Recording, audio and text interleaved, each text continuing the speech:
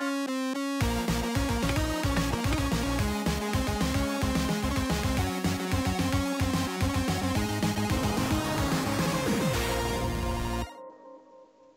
guys, I'm here with Evan from SNES Central. How you doing, man? I'm pretty good. Thanks for having me on. Yeah, thanks for doing this. I know I just kind of emailed you out of the blue, but I started to realize how much I was actually seeing your Twitter feed and all the different things you were posting, and I figured it's time to just email you and get you on. So, Oh, it's great. I mean, I was not aware of your YouTube channel before you emailed me, and I've had a look, and I think it's wonderful what you're doing, oh, thank and you. I'm really enjoying watching the videos you've made. Thanks a lot, man. I do get a lot of updates from your Twitter feed. Actually, I always, of course, link back to it. Um, Hmm. and yeah, I'm the Super Nintendo is by far my favorite console. If it wasn't for that console, I would have never done RetroRGB. So you have so many rare and strange things, and I mean strange in a good way, of course, but that you post about. So I guess could you just give a little bit of background about SNES Central and when it started and how it all came about for those of us who aren't fully or don't know the whole story? Okay, well, I started SNES Central or SNES Central. I know some people get upset if you say SNES, but Um, I started it in January or 2001, I think. Yeah, that's so almost so quite a few years ago. And the original reason I started it was I was playing around with HTML. I was first year university student learning about programming. I thought, oh, I'll make a website, and I was looking around for information on Super Nintendo stuff, and I said, "Oh, well, there's not really any many Super Nintendo sites, so I'll make one of these." And so I just started to code it up, and originally it was called the SNES site, which sounds kind of lame, I think, which is why we changed the name. So the first year I made it, it was basically this, um, Web 1.0 site with frames, and I started to get involved in the Super Nintendo emulation community, and I started to find these games that are really obscure and play them, and I would post little mini reviews on the site, and that's sort of what the SNES site was. A year later, I ran into some problems, and I actually gave the site to somebody else, and he suggested a name change, but he quickly lost interest, and I ended up taking it back a few months later, and I became interested in this website called NES World, and I don't know if you've ever gone to Nest World, but it's also this amazing website with really obscure NES obscurities and like prototypes and pirates and stuff. And I thought, wow, that's pretty cool. I should add these kind of things to SNES Central. And so basically, the first few years of SNES Central was just sort of a grab bag of whatever I was interested that particular day. So it had reviews, and it had these obscure things, and scans of carts and stuff. And around 2005, I started. The site was at that point being made with this software called Dreamweaver, Oh and yeah, I remember that. oh God. And anyway, at that point, is just like this site is becoming way too big to be using Dreamweaver. Like it was really slow, and it was basically very disorganized. So at that point, I said, okay, I've got to sit down and reprogram this to be in a more structured format. And I completely redesigned the back end of the site. to be what it is right now.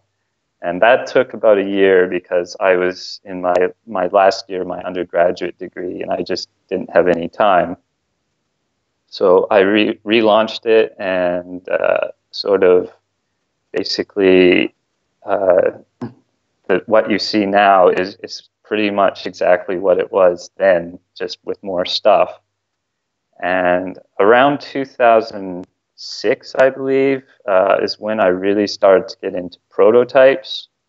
And Lost Levels, which was run by Frank Cifaldi, they sent me all these Super Nintendo prototypes because they didn't know who else to send them to. So that's sort of how I got into the prototype end of things. And you have a lot on here. I mean, there's some really cool ones too. Oh yeah, and that batch was really neat because it had a few unreleased games. I think the best one out of that was this game called Urit, and it's like this tag game, and it's not finished, but even in an unfinished state, it's super fun. I really suggest people try it out. Um, so later on, around 2009, I decided to move to Australia to do a PhD, and I said, "Oh, all my games are going to go in storage." So I ended up scanning everything, and I started to build up quite a collection of PCB scans and cart label scans. And that's since been supplemented by this huge collection of scans that Bew, the author of Hegan, sent me a number of years ago. So at first I thought, I got all these PCB scans from this German Super Nintendo scene guy named John D. And I'm like, why do we need PCB scans? And the time that really said, this is important was I emailed this guy Matthias who makes the Retrode, and he said, "Oh, your site was such a valuable resource when I was making the Retrode because of these PCB scans." I'm like, "Oh, I should continue to post these." And I think now this is probably one of the most popular aspects of my site because of the proliferation of these bootlegs. So people are checking to make sure they have legitimate copies of games by referencing these PCB scans. Yeah, so you have, I mean, there is a ton here. Do you, and I guess most start with SHVC, and then you have some strange ones. Like I think you have a Super Game Boy prototype as well. Yeah, so I think that one is owned by this guy, Matthew Callis, who is a huge Super Nintendo prototype collector. And I think that was found somewhere in Seattle. Wow, really? It's so Somebody funny because found I it at it. imagine every one of these has a neat story behind it, and something a cool way it was found. And is there one that really stands out? Is there one PCB scan that I don't know, it's story worthy at the top of your list, I guess? Hmm. Let me have a look here. I would say the one that really interests me the most is, let me find the name of it here. It's the, yeah, SHVC-1C0N, which is a PCB that's used in Star Fox. So this PCB is very unique because it doesn't have the same layout as any other one. It just has these globby things on it. Yeah, the So four glob tops on it. yeah. So I find this one very interesting because each revision of Star Fox has a different engraving into the PCB itself. Hmm. So I found there's I think 10 different versions of it. There's one version I haven't found a scan of, which I believe is the Japanese revision 1.1. Hmm. Um, and it's just an interesting board because none of them are like that. And if you didn't know it was legit, you'd say, "Oh, this is some sort of, Brazilian pirate or something." Yeah, yeah, it definitely doesn't look like something I'd expect to see when you open up a SNES cart. That's very cool. Yeah, I think the reason they did this was that they had a bug in the original Super FX chip, and they had to scramble to make like new boards to meet the release date, which was sometime I think in March in 1993. So I think this is why it's like this. Hmm. Man, it's kind of neat. I'm always wondering because I was behind the scenes in one of the jobs I worked at. I got to do hardware production, and there was always a reason why something was the way it was. Many times when somebody gets the final product, they're like, "Oh, what? I wonder what that. Why did they do that? What was the And there's usually a decent story. I imagine if you open up something like the Sega 32X, they're all terrible stories because it's all jumper wires and glue holding things Uh-huh. together. But it's kind of neat. You have I mean, there's so much stuff on your site. I could go through here forever and not even see any of it. Is there one thing other than the PCB scans, of course, that for people that want to just kind of dig in and check out what you have, is there a section to definitely go into? Like the rarity section obviously caught my eye first. Yeah. Well, I would say you should check out the unreleased game section. Mm-hmm. So I've been slowly working out articles for every single unreleased game that has a ROM dump for it. Mm-hmm. Some of these articles, I put quite a bit of effort into it, so I hope they're an interesting read for people. In particular, I think Star Fox 2 is the article I'm most proud of. Yeah, And that's a good one, and that's been referenced by everybody at this point. Anybody that's ever done any research into it or wrote their own article on it has referenced it to yours. It's pretty cool, and that's certainly a game with a good story behind it. oh yeah, like it's like I said, this game has like so many different versions of it out, and I think a lot of it was that because it was unreleased, people are super curious about it. Hmm. Hmm. And so, like a few months ago, Luigi Blood and I were sort of I gave Luigi Blood the source code for these alpha builds, and he was able to create a linker that didn't exist. We had an assembler for the code, but we didn't have a linker, and he was able to write a linker for it, and we were able to produce two new ROMs for it, which this just shows how much stuff we can get out of this game that never came out until a few months ago. Yeah, and it's an interesting game too because the first time I ever played it, I'd seen it a lot on emulators, and that's not with no disrespect to any of the people that love emulators, that's not how I enjoy games. Like I work hours a day on my PC. Like to fire up an emulator app and grab a USB controller, I have no interest in. So when I Mhm. finally was able to get a Star Fox 2 cart and play it on an original SNES, I thought it was neat, but I beat it the first time I played it, which is very unlike me because I'm not the greatest at video games. And then that's when I was talking to my cousin about it, and he brought up the whole point that it's not like Star Fox 1 where you play through and beat it. It's the whole point of the game is the different paths you can take and the different missions you can go on. And so it was really cool to take it from that perspective and just go back and play it a few times.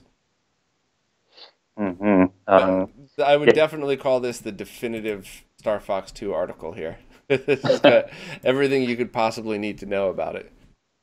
yeah. I still need to update it since the Super Nintendo Mini came out. I love Star Fox 2. It's one of my favorite games, and it was so exciting to play the final version, which, is actually a little bit harder than this so-called final beta that got leaked out in 2004. But nonetheless, it's so exciting. Like the fact that you just have to constantly, be moving around and mitigate different threats. I find this very enjoyable. Yeah, and having to balance going back and defending the planet versus going after, and a very neat premise to this stuff actually. Hmm.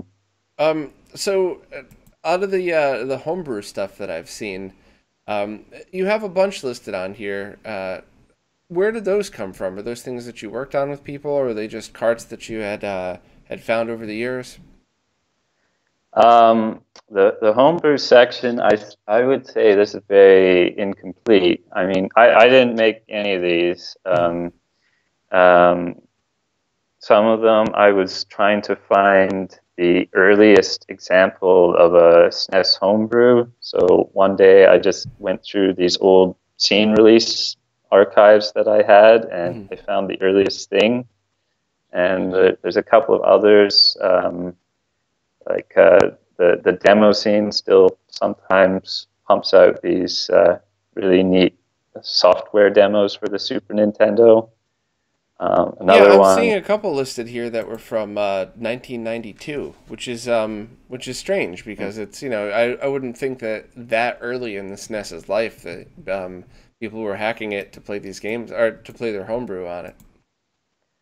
I suspect some of these people may have actually been had a dev kit for the system and were somehow involved in the the the dark underworld of software piracy. And like if you read like some of the stuff, it's all very it's kind of crude what some of the things that they say in these demos, but I had no part of this scene, so I don't know all the details of that. But Hmm. I really suspect some of these early demos were created by people who actually had access to the dev hardware. Hmm. Very cool. Yeah, kind of peering into a window into the past of something that most people didn't even really know about. So. Remember the IRC chat rooms and the different BBSs for trading illegal games and stuff. I remember doing all of that when I was a kid. When you're that young, you have no sense of consequence. So it's download away, trade up on bulletin boards. Yeah, I remember hearing that one of the people involved in these scene groups ended up being like a major politician in California, and this was sort of their in. They got into some big company, or they founded it. I can't remember the details, but some of these people ended up doing big things because they were so into software and hardware. And That's kind of neat. but I wonder if that yeah. ever caught up with them with some politician job, and then somebody finds out when they were 12 years old they were stealing video games online. I don't know how many people care about that now, but So, now you said you lived in Australia. You're in Germany now. You have a Canadian email address posted on your website. You're all over the place. What took you around the world? You said obviously PhD was for Australia. yeah. So I got my PhD in Australia, and after I finished, I work as a climate scientist. So I was in Sweden for about a year and a half, and then I moved to Germany, and it's just sort of the postdoctoral experience. You sort of move around, and on top of that, my fiance lives in Japan, so I'm constantly back and forth to Japan. So Jeez. it's this year I've done so much traveling, and December I'm not going anywhere. So yeah, I'm a man of the world, I guess. Yeah, I had a job for about 6 years like that, and I absolutely loved it. I loved waking up in a different country and a couple of times I had to just find my way around where I didn't speak the language, and obviously I always made it. I'm still here, so it's just.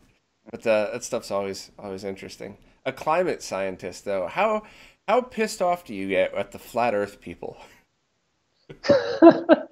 Oh man. Well, I mean, I think the flat Earth people are pretty harmless. So, like they don't do True. anything too bad. Like, A lot of actually, people don't seem to realize that was a joke that was started, I think, in the '90s. That was not a real thing for a while, and then people just caught on and thought it was serious. oh man, like a few months ago, I got my first crank email. It was some young Earth creationist who it was trying to explain the geological observations the under the guise of the Earth is only 6 or 7 thousand years old. It was so funny. His Oh, website had so much detail. I you know I really enjoy some of those pranks. There was one that I was laughing at so hard years ago, bonsaikitty.com. They took it down. That was one where PETA, the Animal Association, wrote an article about it because these people were mutilating kittens. It was a joke. It was a complete joke. It was obviously a joke. I didn't know anybody that didn't think it was a joke or that didn't think that it wasn't a joke. I don't know why I like those pranks, I'm genuinely wondering how many of those people that really even knew what it was. But yeah, that's I don't know. That stuff, the amount of detail people pour into that is fascinating to me. That could be like a psychological analysis all in itself. Yeah, and I think this is one of the problems with the internet right now is that things that are false can easily spread around. And, to go back to a video game example, one time I wrote an article on Super Mario FX. So Super Mario FX never existed. There was never a 3D Mario game in development for the Super Nintendo. Super Mario 64 was never going to be on the Super Nintendo. So anyway, if you go onto the Super Mario 64 Wikipedia page, they talk about this Super Mario FX, even though this never existed. And how this happened, I went back and found out that this originated from a post on Cherry ROMs. I don't know if you know that site. It's an old Super Nintendo ROM site. So somebody on this site made this post insisting that there was a Super Mario FX, and they talked about it in this Swedish video game magazine, and he so insisted it was real. And he posted on all these websites to the point where somebody added it on an IGN page, because on IGN, anybody could post anything on there. And then that got linked to Wikipedia. And this is that's how it's still on there. Like, it's amazing that this is still a thing. Jeez, I wonder if anybody, if you're the prankster who did that, who happens to still be watching these things, come forward because that's a funny prank. It's I a don't I it's don't think it was a prank. This guy legitimately thought this Super Mario FX was real, and it's not. huh. Wow, that's I don't know. I hope it's a prank because it would be kind of funny and totally harmless. But if not, then wow, I don't even know. I don't even know where to begin. But man, geez, that's pretty funny. Have you seen any other stuff like that over the years of just, one big misconception of something Super Nintendo related that people just always assumed was truth because of something like that, or was that just the big one? Super Mario FX was the biggest one. Oh, that's certainly one of the biggest ones I've come across, because I mean, it comes up all the time. Hmm. Um, I think, let me think. Yeah, I can't think of any good examples other than that offhand. Um, hmm. Hmm. You have you certainly have other in your I guess it's your rarities section, I believe. You certainly have some stuff that I've never seen in person before, and one of them is the Nintendo Gateway system for airlines, where I guess you used to be able to Mhm. play. Was it just Super Nintendo games? Well, there was a Game Boy version and a Super Nintendo version, and I think eventually they made a GameCube version as well. Hmm. I don't know. I don't know if an N64 version ever came out, but um, so on, like, if you go onto any plane, there's like this square or rectangular controller in the seat, and that was sort of created by Nintendo for this system. So that's why these these plane controllers look like Super Nintendo controllers to a certain extent. Hmm. Uh, That's pretty funny. And I've seen the Super no the N64 LodgeNet controllers. I've never seen the Super Nintendo ones, but I think you have that on here too. mhm. So many weird Yeah, stuff like this. Did they have a Super Nintendo built into a TV just like they had the NES built into a TV? I think what it was more of a server-based system. So they probably had the Super Nintendo hardware somewhere in the hotel, and they had a link to, I think, some sort of like server off-site that you it would download the game onto the hardware at the hotel, and then it would play from there. The actual box doesn't have any Super Nintendo hardware in it. Um, so Huh, interesting. That must have taken forever with that technology to be able to send that game over the line to each individual TV. I never played it. I just remember seeing it in a hotel and it was expensive. So, I played it once when I was a kid. I don't remember all the details, but I do remember it was like $6 or $7 per hour, which is pretty crazy when you think about it. It'd hmm. be cheaper to bring your own Super Nintendo and just play that. Yeah, definitely. And I see you have a couple of the other really obscure and strange ones. The multi-purpose arcade combat simulator, which is basically looks like a light gun, but made out of a real gun. Yeah, that's pretty crazy. I mean, they had one of these for Commodore 64, and they got Sculptured Software, which is the most prolific North American Super Nintendo developer, to make this simulation for the Army. And apparently, the gun weighs like the same as a normal rifle. I haven't held one myself, although there's a collector in Germany who's invited me over to take pictures at some point if I get time. Jeez, that's pretty awesome. Is there a ROM release for this? There was one that was leaked out back in the BBS era, but nobody has ever gone back and redumped all of them. So I think there's three different carts, and only one of them has been dumped, as far as I know.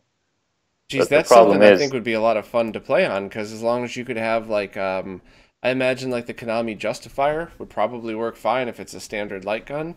That would be really cool to suddenly have a bunch more light gun games for Super Nintendo. yeah, that's a good question whether or not it would be compatible. I don't think we really know that at this point. Um, But yeah, it would be pretty cool to try out because this was used by people who were learning how to shoot to kill. So it'd be something neat to try out. Absolutely, Smoke Monster, if you're listening, this is a job for you, my friend. You should we'll all help and let's hunt these ROMs down so we could archive this very odd and awesome piece of history. Yeah, the big problem is these carts go for like $300 or $400 now, so that's a bit out of our price range. Yeah, that's why you know, for all the times I've argued, the legalities of ROMs and everything, the one thing that is very important to me is to make sure all this stuff is archived. So the collector, yeah, I mean, and at least in my opinion, it is completely fine for a collector to want something that rare and cool, and to spend a lot of money on it makes sense if that's something you're really into. But share the ROM, bring it to somebody who knows how to properly dump it, and share that piece of software so it could be copied across the internet and live on forever. That way, you know, you're not coveting the only one. You could still enjoy your awesome collector's piece, but let other people experience it as well. So, That's certainly my philosophy too. yeah. And then you have the stuff that can't be recreated, like the Exertainment, the exercise bike with Oh a God. Super Nintendo built in, I believe. Yeah. Sort of. So Yeah. yeah, I mean, it was a gimmick. So it had these two thumb controllers, I think, and the games that were released for it actually came out in a normal Super Nintendo cart. So the Exertainment Mountain Bike Rally came out as um, the name of the game escapes me, but it did come out as a regular game. And of course, there was also Speed Racer, so that also came out as a regular game. Of course, the mountain bike one probably makes more sense for a bike, For an somebody exercise bike. pedaling. Yeah, so for anybody listening on audio, it's a standard 90s looking exercise bike. And I guess you would plug it would work kind of like a Super Nintendo controller. And as you pedaled, you could play the game with it, right? Yeah, I think it's sort of like a B A B A B sort of thing. So the pedals act as your A and your B. That is ridiculous. I'd rather just exercise and then go play video games. Yeah, I agree.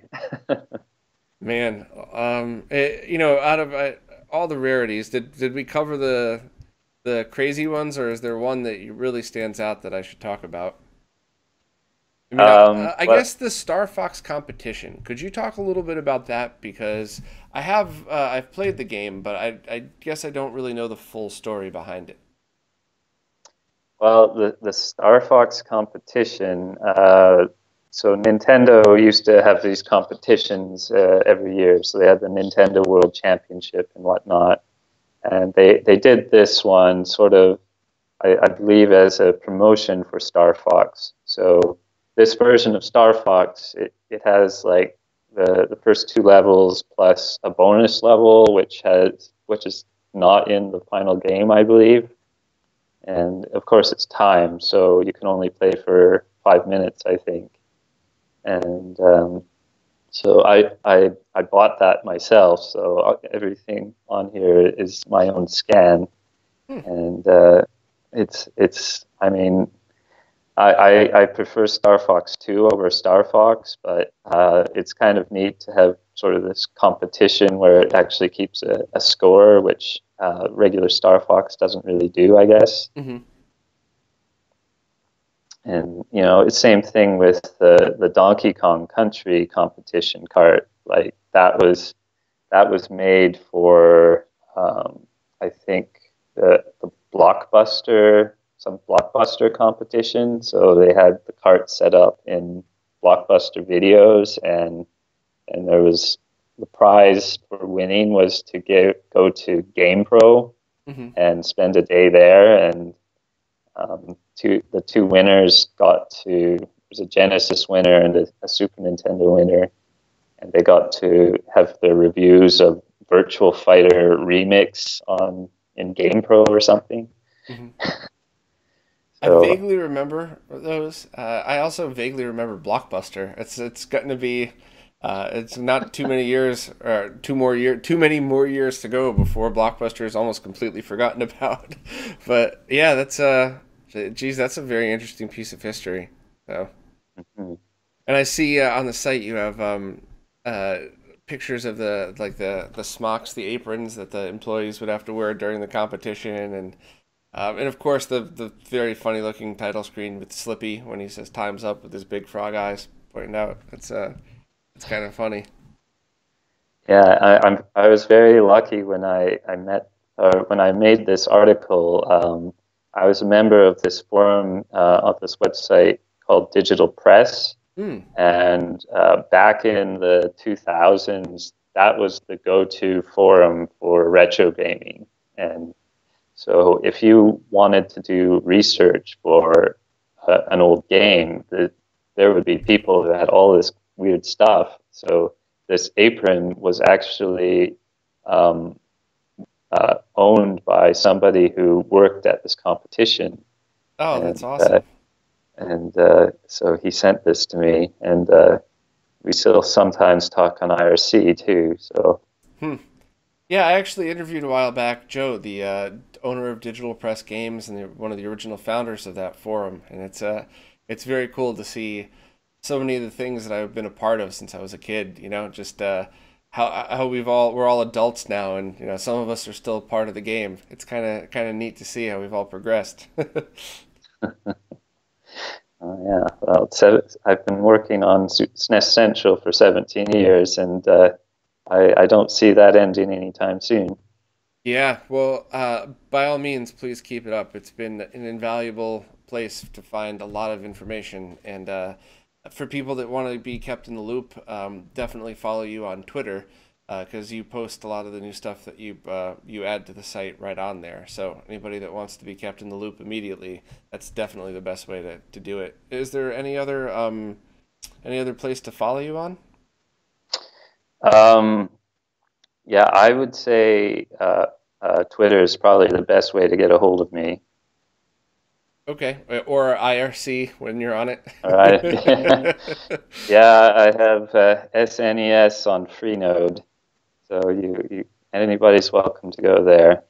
That's funny. I don't know how much discussion of Super Nintendo goes on there, but yeah, I'm definitely there a lot. So Awesome. Well, thanks so much for taking the time to do this. I always really enjoy pulling back the curtain and seeing the wizard, and it's really a fan of your site for years now, and I'm glad that I get to put a face to the name and to the website itself. it is my pleasure being on your podcast. I think it's really great. Thanks very much. Well, everybody, follow you on Twitter, and I guess I'll see everybody next time.